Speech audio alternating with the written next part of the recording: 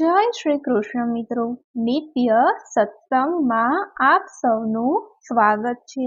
આજે આપણે સાંભળીશું ભગવાન સૂર્યનારાયણનો દ્વાદશ નામ મંત્ર, એટલે કે ભગવાન સૂર્યનારાયણના 12 નામ। જો આ વિડીયો તમને પસંદ પડે તો લાઈક અને શેર કરી ચેનલને સબસ્ક્રાઇબ જરૂરથી કરજો। જેમ જીવન માટે પાણી, હવા અને પૃથ્વીની આવશ્યકતા છે, તેવી જ રીતે જીવના અસ્તિત્વ અને વિકાસ માટે સૂર્યની ઉર્જા પણ ખૂબ જ મહત્વપૂર્ણ છે। વિજ્ઞાન અનુસાર સૂર્યને વિશ્વમાં ઉર્જાનો સ્ત્રોત માનવામાં આવે છે અને જો શાસ્ત્રોનું માનીએ તો સૂર્યદેવને સૃષ્ટિના દેવતા કહેવામાં આવે છે।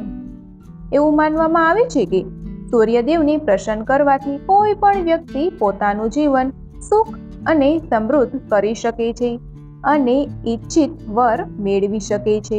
સૂર્યદેવ એકમાત્ર એવા દેવતા છે જેમને પ્રસન્ન કરવા માટે કોઈ પ્રસાદ અથવા મોટા ધાર્મિક વિધિઓની જરૂર નથી। તેમને માત્ર નમસ્કાર કરીને અથવા તો જળ ચડાવીને શાંત કરી શકાય છે।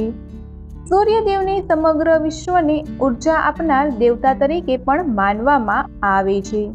પૌરાણિક કથાઓ અનુસાર જો મનુષ્યને ધન, સુખ, સમૃદ્ધિ, ઐશ્વર્ય પ્રાપ્ત કરવી હોય તો રવિવારે સૂર્યદેવને અર્ધ ચડાવતી વખતે ભગવાન સૂર્યના આ 12 નામનો જાપ કરવો જોઈએ। આ 12 નામનો જાપ કરવાથી ભગવાન સૂર્ય તેનાથી પ્રસન્ન થાય છે અને ભક્તને ઈચ્છિત વરદાન આપે છે।